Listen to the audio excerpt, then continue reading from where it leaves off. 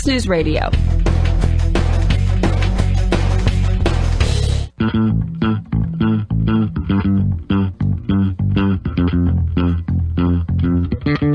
Talk Real Estate with Fred Johnson. With over 30 years of professional experience serving Central Oregon, Fred Johnson can help guide you through the Central Oregon real estate landscape. Call in at 541-388-1110. Talk Real Estate with Fred Johnson is brought to you in part by the Central Oregon Association of Realtors, Evergreen Home Loans, Abijay Automated Control Systems, and Duke Warner Realty. The phone number again is 541-388-1110. Now, Talk Real Estate, only on FM News 100.1 and News Talk 1110 KBND.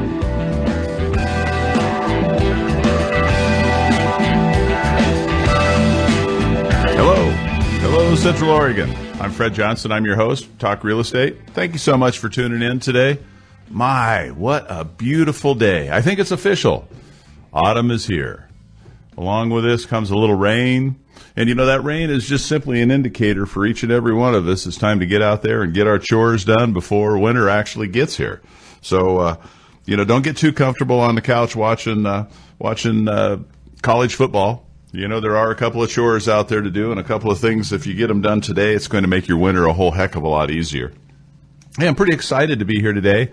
I really had a lot of real interesting feedback throughout the week, and I just wanted to thank each and every one of you for your support of the show and your input as far as topics of discussion, and it's really great to get out there in the community and get some different perspective. And after all, the purpose of our show is to start the dialogue, allow people to think about things maybe, and get involved, participate, and realize that after all, we live in our community, and some of the things that we can do in a positive manner that make Bend an enjoyable place to live, and will continue to make Bend an enjoyable place to live moving forward.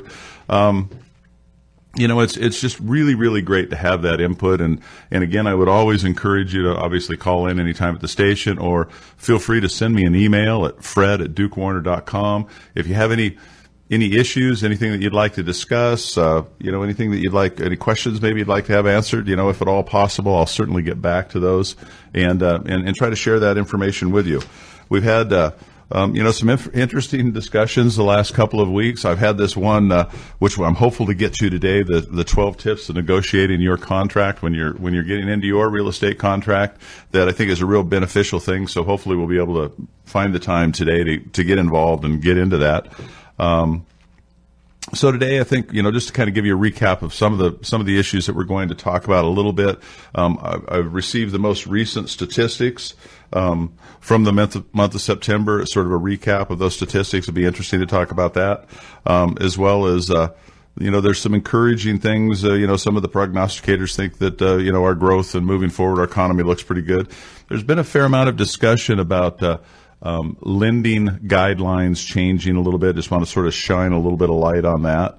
And, there's some encouraging things happening that the city is, those of you that have tuned in the past know that I sort of beat the same drum a little bit, in that I realize that we're going through the pains of growth, and there's a lot of different ideas. There's a lot of different theories on how it could be moving forward. And there's a fair number of us that, sort of complain about what's wrong and don't look to what's right, and, how we could sort of move that forward. And of course, I'm a big infrastructure person. I think that, if we clean the canvas, we get it ready for growth. If the growth and the population increase is inevitable, instead of looking backward and trying to view the town like it's still a 15,000 population sawmill town, and maybe looking forward so that our transportation network, our water systems, our sewer systems, some of those things might be able to accommodate the influx in the population while maintaining the quality of living. So there's some really cool things that are happening that really, quite honestly, aren't getting an awful lot of press. I thought maybe I'd shed some light on that.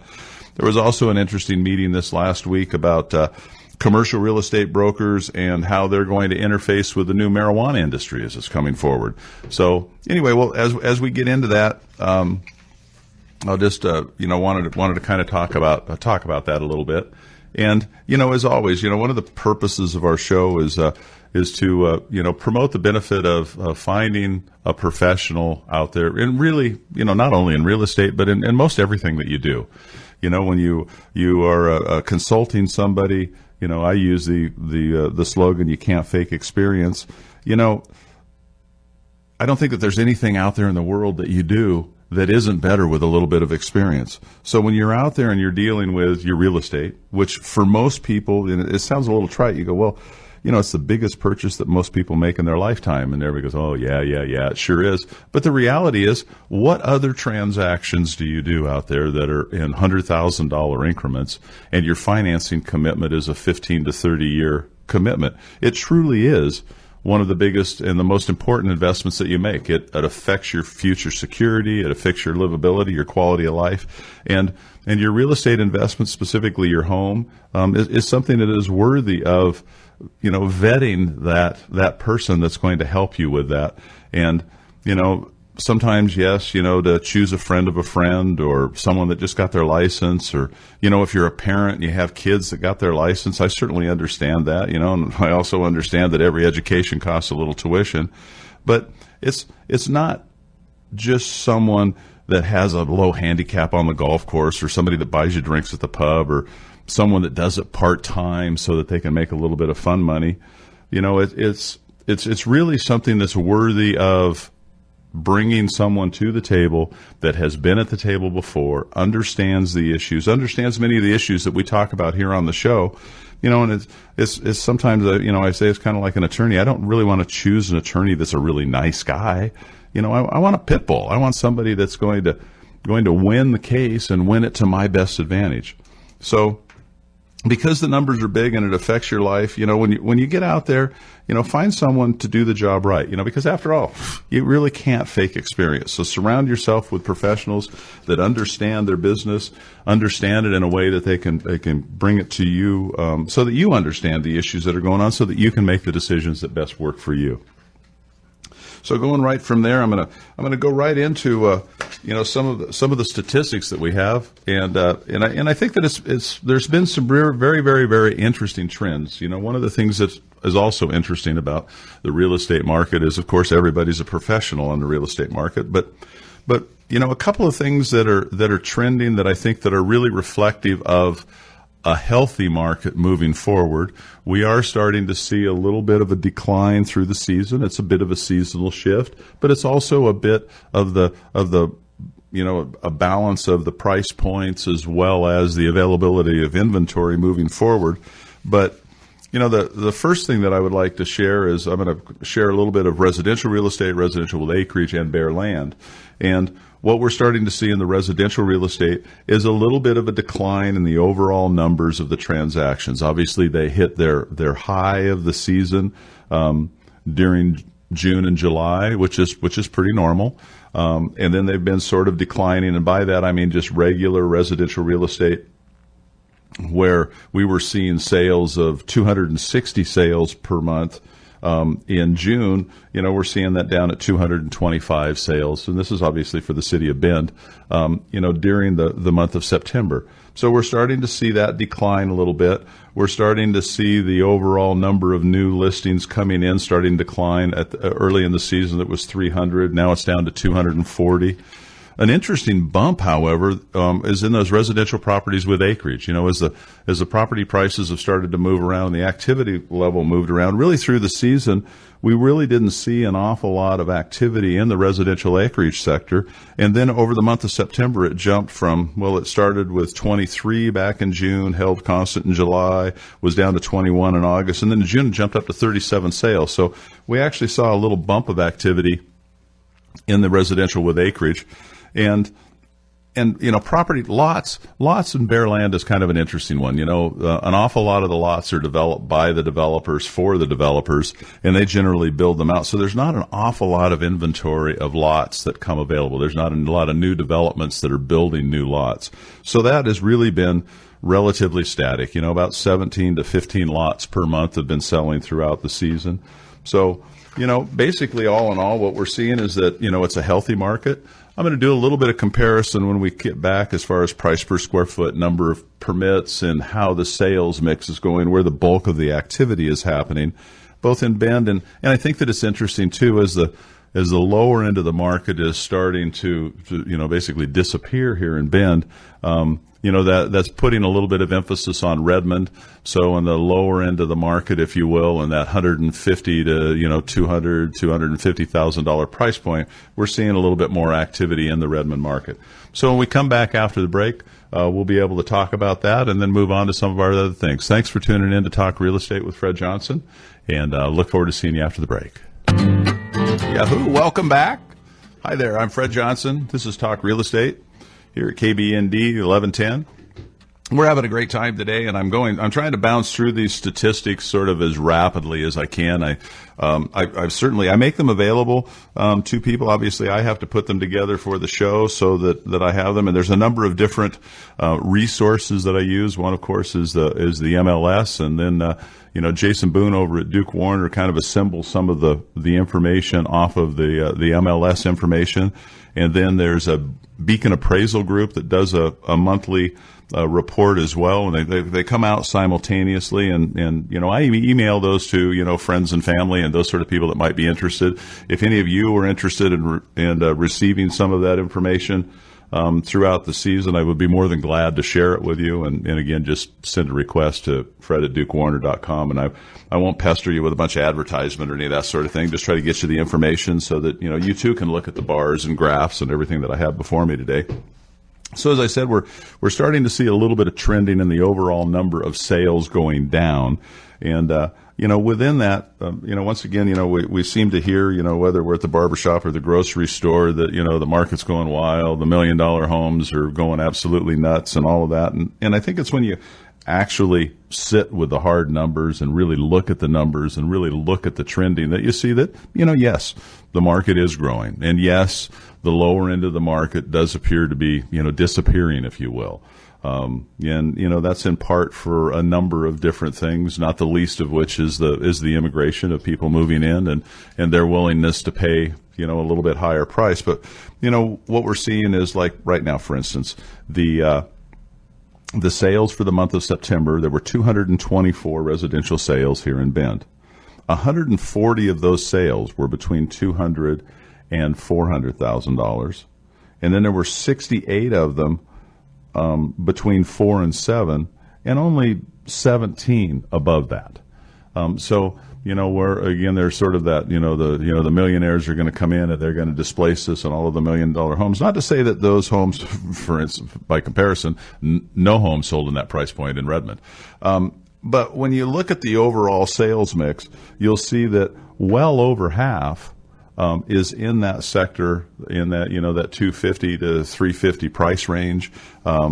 And when we kind of look at the trending of median price points, 2 years ago, the median price per in thousands was $298,000. A year ago, it moved to $325,000, and this year the median price point is $348,000. So yes, it's trending upward, and the overall numbers are dropping off a little bit. And the days of market, what we're starting to see with that is a little bit of an uptick. It was low 65 days on the market. Now it's up to 85 days on the market. The price per square foot, a year ago was at $174 a square foot. This year it's $184 a square foot. So it's a $10 per square foot differential, which, yes, that's moving upward, but it's not like it's going at an exponential rate. The one thing that I did note in the residential permits pulled was that there was a fairly sizable spike, but I have a good feeling that that's due in part to the number of apartment complexes that are coming in. With 1,500 units coming into the market, those would certainly impact the number of permits being pulled. And I wanted to just sort of hit some of the outline areas, because sometimes, maybe a little bit all too often, we talk just exclusively Bend, like Bend is the universe and it's the center of the universe. And I wanted to talk about sort of that secondary market, if you will, of the Redmond market, because we're seeing more and more commuters. We're seeing more and more of those people that are, in the entry level price point of homes going to the Redmond market, because there's much more inventory and much more selection. So for the same time in Redmond, there were 92 homes, 91 of which were between 150 and 400, and really 55 of those homes were between $150,000 and $250,000, which that's the sector of the market that, is basically disappearing in the city of Bend. Not so much the 250, but that between 150 and 200,000, there's just really very, very little for us to select from. And there was only one home in the Redmond market that sold for over $400,000 last month, which I found that quite interesting. However, there in Redmond, they're seeing that their building permits are dropping down just a little bit. Not much. I mean, dropped down from 25 down to 18. And the price per square foot, remarkably, they too had there is a $9 price per square foot differential from this same time last year, where this time last year it was $127 a square foot and then moved up to $136 per square foot. Days on market are relatively comparable at 79. And we're seeing the median price. The median price moved from $218,000 to $228,000 over the last year. So, we're seeing that there is a little bit of a spillover into the Redmond market, if you would. However, in both areas, I think that we're seeing a very, very healthy balance between new construction and existing construction. And that serves well really to both. It's not a buyer's market hugely. It's not a seller's market hugely. There's nobody taking advantage at one end or the other. And with the low interest rates that are out there, it's certainly a good time. And then I just wanted to kind of give a little shout out to some of the other areas. The only area obviously that has a higher median price is Sun River. Sun River's at $375. Sisters is a close second at $329,000 is their average price. And, in La Pine, the average price is $210,000. They've got about 4 months worth of inventory. They've got about 4 months worth of inventory, an average price of $120,000 up in the Madras, Jefferson County area. And over in Crook County, the average sales price is $180,000. They've got about 5 months worth of inventory over there. So really, resoundingly throughout Central Oregon, there seems to be a relatively, not that it's a total equilibrium, but it seems to be a balanced market out there. And I think that's really good for each and every one of us, just to be aware that that's what's happening. Affordable housing and homes below $200,000 continues to be an issue here in Central Oregon. But, so moving on, there are some words of encouragement that we have that are happening out there. I think what I'm going to hit here just lightly, because I've only got a couple of minutes before the break, I'm going to jump ahead. Some of you may have heard that there is some more information coming down the pike that is going to affect closing times on our financing, that our financing may take a little bit longer, and that's exactly true. What's being recommended by the lenders here locally, that we maybe try to stay away from shooting for a 30-day close of escrow and try to kick that out to about a 45-day close of escrow. And a lot of this is a result of the Real Estate Settlement Procedures Act. Some refer to it as Dodd-Frank. There were a number of things that came in primarily to make it better, make it easier for the consumer. And what basically is being implemented is on the backside, that there is a period of time where the purchaser gets to see full disclosure of all associated fees. I mean, right down to the home inspection fees and everything disclosed on the closing statement. And they have 3 full days to review that. Absolutely nothing can be amended on that for 7 days prior to close of escrow. So if there's a fee that needs to be amended, then it restarts the clock for another 7 days. So you can see until which time, as the lenders sort of get a little handle on that, it's going to be a little longer close of escrow for that to happen. And I think that it's really, really great with all of this implementation that there's more disclosure to the purchaser. The only disadvantage really is that it doesn't really allow the consumer to do the cost comparison and the shopping up front that it once did. There was once a good faith estimate that allowed you to go to lender ABC, get a good faith estimate from them, sort of discern who had the best fee structure and, who was maybe a better suited person for you to work with.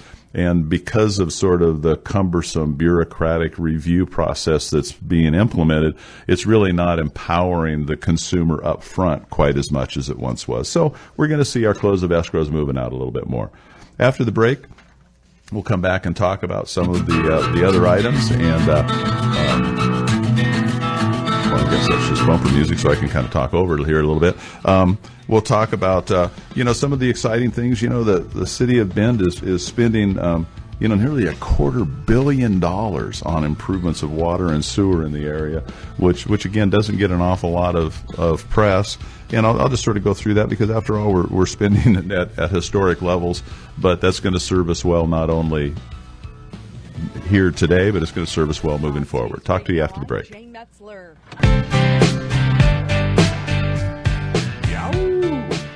Hello, welcome back. Welcome back to Talk Real Estate with Fred Johnson. I'm going to have to thank Frank here at the station for giving me a little bit of that Werewolves of London so I can hoot and holler. I hadn't heard that for the last couple of weeks, and, well, quite honestly, I missed it. So, during the break, I had an email sent in to me from Mark W. asking if there's some 5 to 20 acre parcels in the area, and thank you, Mark, for sending that in. Finding small acreage properties is an interesting program in the area, in that there's not a lot of them being created. There's not a lot of subdivisions and partitions. Basically, the difference is when you create 3 or more lots, it's considered a subdivision, and when you just partition or divide a lot in half or do a lot line adjustment, that's just a simple partition. Those are 2 different land use actions. But because of LCDC, and because of you hear a lot of us mention here at the station, we talk about the urban growth boundary and what's happening within the urban growth boundary. There's not an awful lot of those lots being created. However, there are those lots that are available, but then because they're not like a subdivision where you have utilities, power and water and everything right to the property, it gets a little bit more difficult to compare those properties, such as if you're out on the east side of Bend where the water depths are 800 feet for a well, and you can find real inexpensive properties that may not be real close to water or may not be real close to power. The expense of drilling one of those 800-foot wells is really quite expensive. Conversely, you can find a couple of acres with a shared well or access to Avion water or something like that, and then there's the irrigation water issue as well. So, what I would strongly encourage is that, you contact somebody, contact me back. I'd be more than glad to, send you a printout if you kind of give me an idea of sort of a price range or whatever you're looking for. There are those lots out there that are available in the small acreage dimension, but they require just a little bit more effort to be able to run them down. And it's not only, it's kind of like I say oftentimes in most real estate, there's the price and then there's the terms. And, in this case, in private land development, the terms would be the other incidental expenses that it would take to bring that property up so that you could develop or build it. A lot of times people that are looking for small acreages go out and look for either, manufactured on those acreage or a small home on those acreage, cabin or whatever, sometimes even just a shop on the smaller property. So they're partially improved, but they're moving in the right direction, and that'll at least assure you that there's maybe some power, maybe some water, and a good starting point for which you could remodel, build your home, do the upgrades necessary. So hopefully you found that answer of some value. So, before we went to the break, one of the things that I was encouraged about, I feel that, sometimes I sort of jump on the bandwagon and join a number of people that talk about, what's wrong and how we're moving in the wrong direction and how we're not getting much done. And those of you that may have read the Bend Bulletin yesterday, October 16th, on Friday, right on the front page, wherever you look, infrastructure keeps improving. And wow. It had never really dawned on me. And, I'm one of these people that gets out here and looks at it, all the time. The number of projects that are currently on the books, either in process or soon to be in process, but, by their own, their own discussion. I'm sorry, I'm looking for the gentleman's name here, but there are currently, Tom Hickman. Tom Hickman is the city's engineer for infrastructure planning, And, we're literally, in his words, we're literally at historic levels as far as the amount of money that's being spent. There's $250 million in play. About $154 million has already been spent, with over 60 million going to sewer projects and 60 million going to water projects. And, the two biggest ones, obviously, that we have is we've got, to the east side in the foothills, we're bringing in the water and treating the water so that Bend continues to have the wonderful, tasty water that we have. And then to the east side, it's kind of interesting that they're on opposite sides of town. And then to the east side, we're spending an awful lot of money on doing the sewer capacity improvements. That's been actually going on for some time. One of the things that a lot of people don't realize, there are a couple of places, obviously, that, there's a $1.9 million project just west of Central Oregon Community College over there near the Valhalla neighborhood where, it's failing in that area. There's an awful lot of usage in the area. There's a hill that's between the sewage treatment plant and that area, so it takes a little bit to move that sewage from on the other side of a hill all the way over to the east side, which is where the sewage treatment plant is. Another one, too, that is really quite a sizable one is that the new station that's going to happen there at Colorado Avenue. It's a $13.62 million project, January of 2017. That should be completed. That impact, one of the things that's really quite interesting when we look at the sewage impact, as much as we enjoy the beer that we all enjoy here in Bend, it takes nearly 4 gallons of water to produce a gallon of beer. And so that nutrient-rich effluent, if you will, that leaves the septic or leaves the breweries, goes into the septic system. And that's accounted for a fair amount of the volume that we deal with in that septic, so making it necessary for those improvements. Let me see if we've got a call coming in. We might see. Hi there, you're on the air. Hi, Fred. This is Mike. I'm very thankful for this local show and your expertise, and I like the way you're so candid. You kind of invite people to, go ahead and say something and maybe not speak perfectly, but, I really appreciate that. Well, thanks for calling in, Mike. What's your question today? I only know a little bit, but I know a lot about what's very nearby me, and I'm about a mile from the wastewater treatment plant. Yes, sir. And when I first got here, I thought that because there is lava, that it was hard to dig in this area, and that's why Ben's back was broken, because it cost so much for the wastewater pipe. But then I've researched it thoroughly, and it turns out that a large enough pipe, like 3 or 4 5-foot across trunk pipe, can go even as much as a mile without going downhill, because something to do with they just go by velocity instead of volume. I see. And the whole point is that it's downhill from Bend to Redmond and from west to east. So I just am astonished that people don't seem to understand there's this huge capacity and means to add to the city coffers and add to everybody's lives if we just added some land, double-sized lots, and then people could pay off their home or their land in half the time, because the city would densify, and then everybody would be wealthier all throughout.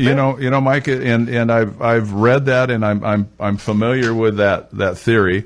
As far as getting the double lots and then having people be able to spend those off at a later date. But as I can see, and as you hear me sharing today, the financing to do all of these improvements and bring that in, and the sort of the difficulty there to the east side is so much of that land out there that's easy digging and good to go to is EFU zone land. And with it being EFU zone, there's basically a mandate that was started with LCDC that meant that before that land can be captured for residential use, it sort of needs to go through a reserve process to make that transition from being in production as an agriculture use into being residential. So, what we're talking about is a considerable length of time. And, sure. I'd like to tell you my little success story with Central Oregon. It only takes a couple seconds. Well, if you got a couple seconds, I'm going to make it through to this 12-point negotiation deal today. Oh, well, let me make it very, very quick. Okay. Instead of buying a lot in Bend and a house, it was almost the same amount of money for 20 acres outside of Northeast Bend, if I'll just speak off Deschutes Market Road. Okay. Because I decided I could put up with a dirt road. Yes, sir. I was able to get 20 acres for the same size as the city lot with a house, and then I put in a Adair home. I guess you know what that is. Sure. And And so I still sit there every day hoping everybody else can do what I did. Well, it would. There's a number of opportunities, and I think that's one of the things that I'm hopeful that Bend doesn't continue down the road of what you call social engineering that sort of dictates that if you want to live in Bend, you need to live in a 2-story house on a 3,000 square foot lot, because there are a number of opportunities in Bend that are different than that. And it sounds like you found one of them, Mike. Thank you so much.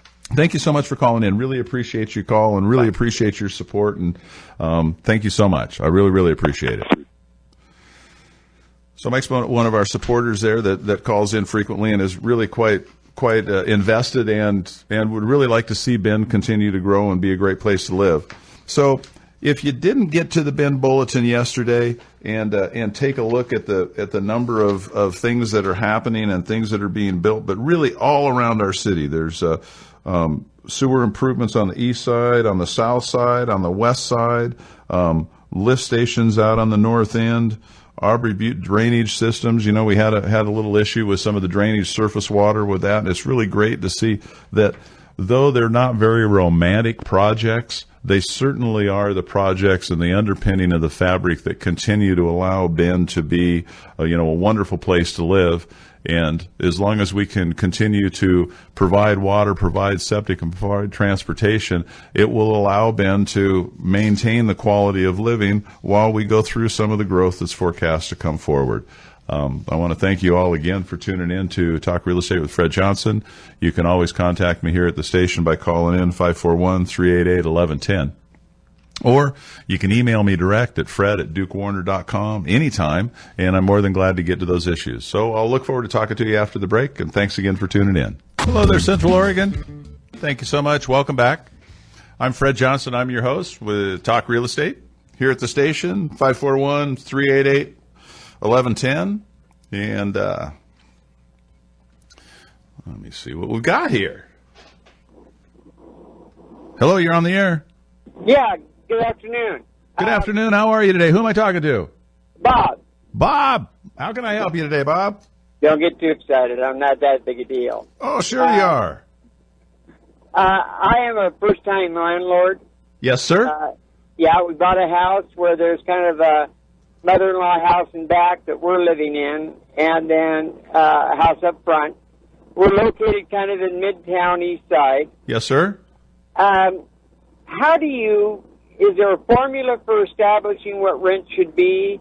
Is it too volatile in this market right now to hit it right on the head, or how do you come up with that figure? Well, there's a couple of things. There's the Rental Owners Association here in Bend, which they collect an awful lot of data that can certainly give you some graphs, and they do an annual report. It's kind of nice to get involved with them if you're going to be a landlord, so that you know. I went to my first meeting. Pardon me? I went to my first meeting. Oh, okay. Well, get to know them, and there's some information. And what I tell an awful lot of my customers, quite frankly, Bob, is that Craigslist is a great resource for information. If you see a listing that's on there that's similar to yours and it disappears pretty rapidly, that's a pretty good indicator that's about where value is. And if you see one that's similar to yours and it's been there for 3 months, that means you got somebody that's not too bright on the other end, and he hasn't adjusted his price to be supported by the market. Right. What is the rental market? I mean, is there a 1% availability, 5% availability? Well, and that too, sort of depends a little bit on A, location, and B, price point. Obviously on the west side, you can rent your doghouse for $1,000 a month, because somebody wants to live there. And at the price point, kind of, on the nicer homes, when you get above $2,000, it starts to get a little sketchy. But sort of in that medium price point, and, they'll line up outside your door at $500 a month. It really, it just depends on how big the unit is. You got a 1-bedroom, a studio? I got a 3-bedroom, 1-bath, 1,300 square feet. Yeah. I mean, I'm not a property manager, but I would think that, in that $1,300 to $1,600 price point seems to be about where that stuff is. I appreciate that. That gives me a place to start. I don't think I'm going to be the greatest landlord because I'm too easy to touch, but that's okay. And you know what? That's a great place to start and kind of look at it, and then I can go from there. Well, and I always blame the hard decisions on my partner, which is my wife. And, yeah. I try not to make any decisions while I'm dealing with tenants. Yes, that's right. That's a great way to go because my wife is the hard sell in the group. So thank you very, very much. I appreciate it. Bob, I really appreciate your call in today. Thanks so much for tuning in. Okay, bye-bye. I know. Okay, folks, I'm back with you. So, I've been threatening to get to this 12 points here, so I'm going to just dance through these other 2 points here real quickly. And that's that, they put together 40 economists and analysts, and they apparently found the crystal ball because they say everything is going to be groovy for another couple of years. So, get out there and spend money and have fun. So I don't know what they're smoking, but then apparently the commercial brokers got together here in town, and first and foremost, a shout out to Ron Ross of Compass Commercial. Ron took the time this last week to come up and tell me that he's a supporter of our show, and we were just really happy to have him out there.